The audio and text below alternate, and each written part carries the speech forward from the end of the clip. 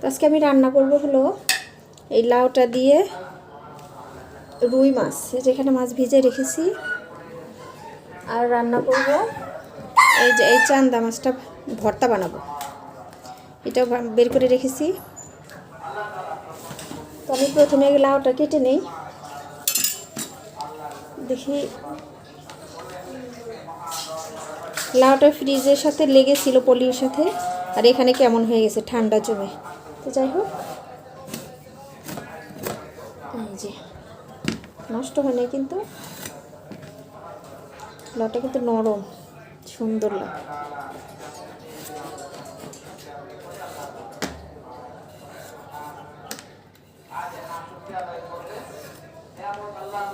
লাউ দিয়ে বড় মাছ দিয়ে রান্না করলে কিন্তু বেশ ভালো লাগে খেতে। তো আজকে আমি লাউ আর বড় মাছ রান্না করব।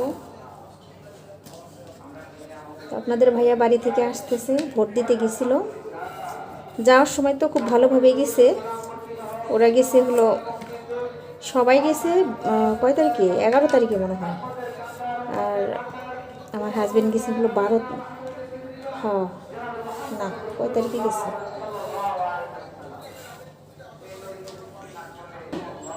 তো আমার হাজব্যান্ড গেছে 11 তারিখে, আর অনেকেই গেছে হলো 10 তারিখে। যারা 10 তারিখে গেছে তাদের কিন্তু অনেক রাস্তা ভোগান্তি শিকার হতে হয়েছে। তো যারা 11 তারিখে গেছে তারা কিন্তু খুব ভালোভাবে যেতে পেরেছে, রাস্তায় এক ফোঁটাও জ্যাম ছিল না। কিন্তু আজকে কিন্তু মজাটা বের হবে, আল্লাহ যদি ভাগ্য ভালো রাখে তাহলে জ্যাম পাবে, তারপরে দেখা যাক কি হয়। শুক্রবার দিন তো মসজিদে হুজুররা ওয়াজ করতেছে। আমি তাড়াতাড়ি করে রান্নাটা সারতেছি।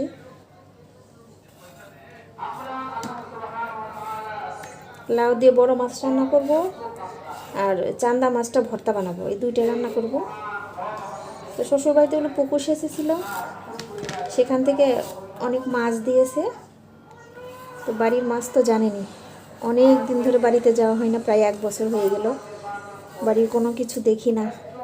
তো পুকুর সেচে মাছ দিয়েছে, অনেক খুশি হয়েছি। রোজার ভিতরে ইনশাআল্লাহ খাওয়া যাবে না, অনেক মাছ দিয়েছে। তো অবশ্যই আপনাদের সাথে কিন্তু শেয়ার করব। আমার শাশুড়ি বলছে যে অনেক মাছ দিয়েছে, দেখবো যে কত মাছ দিয়েছে। লাউটা কিন্তু মোটামুটি আমার কাটা শেষের দিকে, অল্প একটু লাউ রান্না করলে কিন্তু একেবারে কমে যাবে।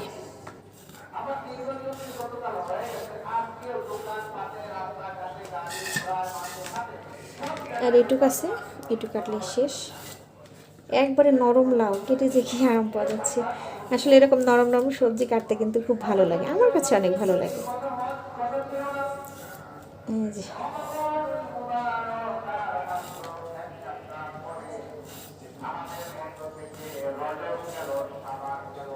হয়ে গেল আমার লাউটা কেটে নেওয়া, সব কিছু কাটাকাটি শেষ করে তারপরে রান্না করব। রান্নার আসল মূল হলো কাটা, কাটা ধোয়া শেষ হলে রান্না করতে কিন্তু বেশি সময় লাগে না। তো এই যে আমার লাউগুলো কাটা শেষ, এখন আমি কাটবো পেঁয়াজ কাটবো, রসুন কাটবো, কাঁচামরিচ কাটবো। পেঁয়াজগুলো কেটে নিই। মির্জাপুরে চলে আসছে বলে আসতে খুব একটা সময় লাগবে না, গাজীপুরে।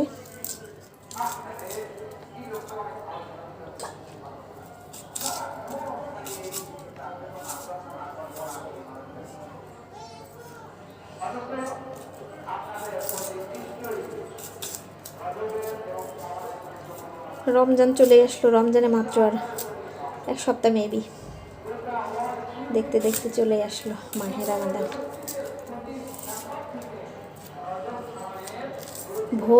ভোট শেষ। আসলে মন থেকে যেটা আশা করেছিলাম হয় নাই, তো কিছু করেন না, আল্লাহ তাআলা যা করবে তাই।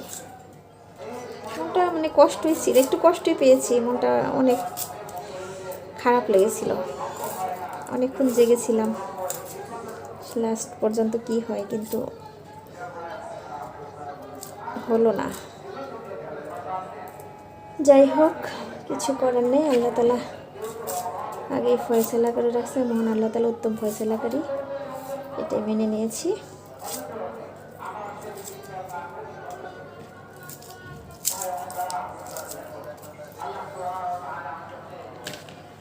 কেটে কেটে পানির ভিতরে ভিজে রাখলাম। এখন রসুনগুলো ছিলে নেই, রসুন অল্প একটু ছিলবো মাছ ভর্তার জন্য। মাছ ভর্তার জন্য কাঁচা রসুন থেতো করে দিলে কিন্তু খেতে খুব ভালো লাগে। আমি এই চান্দা মাছটা পাটায় বেটে ভর্তা বানাবো। হ্যালো এভরিওয়ান, আসসালামু আলাইকুম। সবাই কেমন আছেন? আশা করি অনেক অনেক ভালো আছেন। আলহামদুলিল্লাহ, আমিও অনেক ভালো আছি।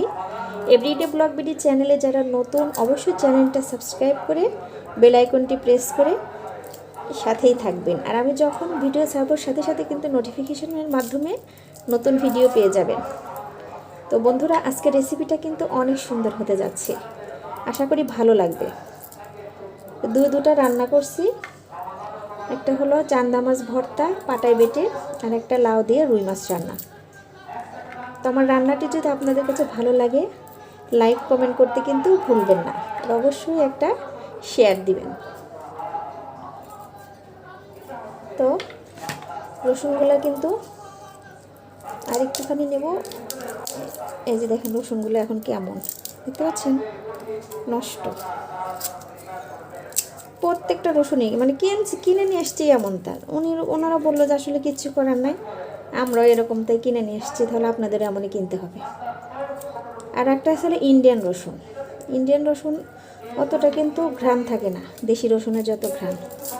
বললাম যে থাক, কষ্ট করি তার দেশি জিনিসই খাই। পরে আবার এই রসুনগুলো নিয়ে আসছি আমি। বাজারে কত রকমের যে মানে বাজার করতে গেলে যে কথা, এই জিনিস ভালো না এমনই কিনে নিয়ে এসেছি, এটাই নিতে হবে, মানে মূলত বিক্রি করার জন্য যে কথাগুলো বলা হয় সেটাই আর কি। তো যাই হোক, আমি খুব তাড়াতাড়ি রান্না করার চেষ্টা করতেছি। রান্না করব, নামাজ পড়ব। আমরা যারা মুসলিম আছি 5 ওয়াক্ত নামাজ পড়তে কিন্তু ভুলবো না। তো যেমন হয়ে গেল, এতটুকু হলেই হয়ে যাবে। একটুখানি মাছ আর পেঁয়াজ যখন ভাজি করব তখন তার ভিতরে দিয়ে দিব, আর কিছুগুলো পাটায় যখন বাটবো তখন দিয়ে দেবো কাঁচাটা, তাহলে কিন্তু খুব সুন্দর একটা ভর্তার ফ্লেভার আসবে। কাঁচা রসুনের স্বাদই কিন্তু অন্যরকম, বিশেষ করে এরকম ভর্তার ক্ষেত্রে। আমরা তো বেগুন ভর্তাতেও কাঁচা রসুন দিই, একটুখানি বেগুন ভর্তার ভিতরে একটুখানি কাঁচা রসুন দিলে ভর্তাটা কিন্তু খুব সুন্দর ফ্লেভার আসে, খেতেও কিন্তু অনেক ভালো লাগে। না আর দিব না, হয়ে গেছে। মরিচগুলো খোসা ছেড়ে নিব, মরিচের ডালগুলো ছেড়ে নিব। কতটুক মরিচ,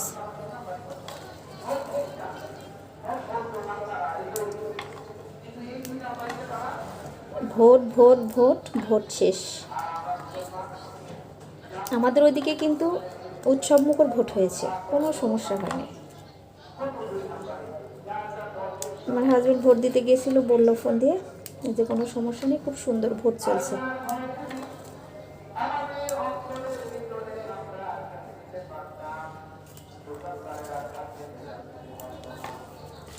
তো হয়ে গেল আমার মরিচটাও কাটা। এখন আমি এগুলো সব ধুবো, এখান থেকে সুন্দর করে ধুয়ে তারপরে কাটবো।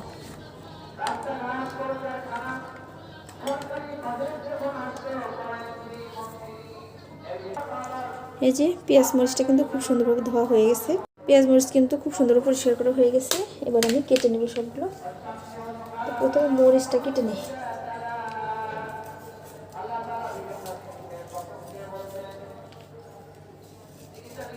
আমি কিন্তু লাউ রান্না করব শুধু কাঁচা মরিচ দিয়ে। আমি লাউ কুমড় যাই বলি না কেন, এগুলোতে কখন আমি গুঁড়া মরিচ দেই না, কারণ লাউয়ের তরকারি হালকা ঝাল দিলে কিন্তু খেতে মজা লাগে।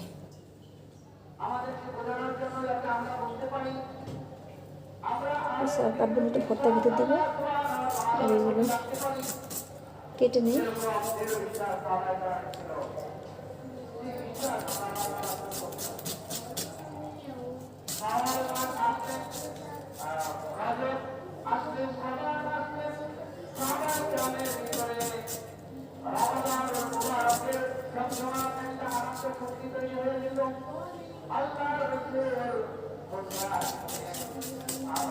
পেঁয়াজগুলো কাটা হয়ে গেলে লাউটা ধুয়ে রান্নাটা বসাই দিই।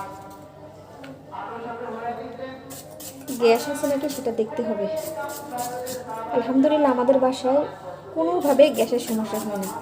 এই যে মাঝখানে শুনলাম ঢাকার ভিতর দিয়ে এত পরিমাণে গ্যাসের সমস্যা, অনেকে রাত 3টার সময় উঠে রান্নাবান্না সারে, কিন্তু এই বাসাতে কোনো রকমের গ্যাসের প্রবলেম হয় নাই।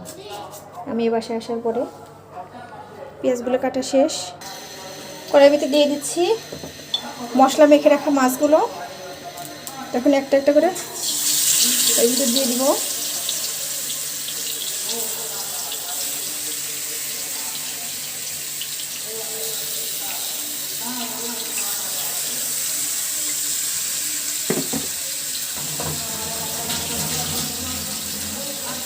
মাছগুলো হতে থাক, এদিকে আমি মশলাগুলো কষিয়ে তরকারিটা বসাই দিব।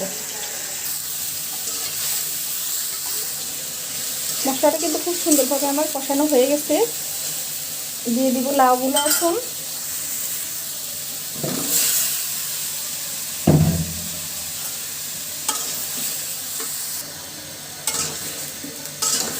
মশলাটা খুব ভালোভাবে লাউয়ের সঙ্গে মিশিয়ে নিব।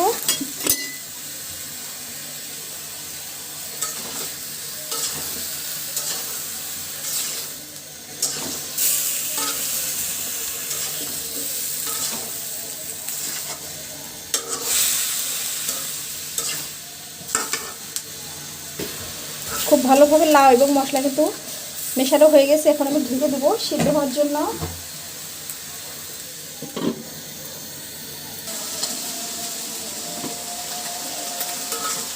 আমি কিন্তু এক্সট্রা কোনো পানি অ্যাড করি নাই, এই লাউর ভিতরের থেকে কিন্তু পানি উঠে গেছে। তো এটা দিয়ে আমি খুব ভালো করে লাউটা কষিয়ে নেব। আবার একটু ঢেকে দিলাম।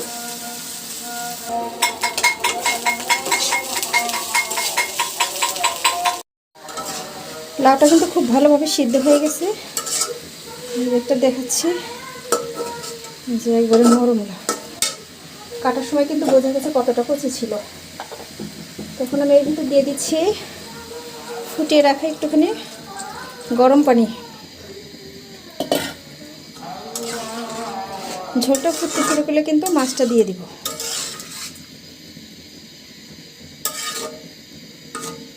তো আমি এখন ঢেকে দিচ্ছি আবার ঝোলটা ফোটা পর্যন্ত।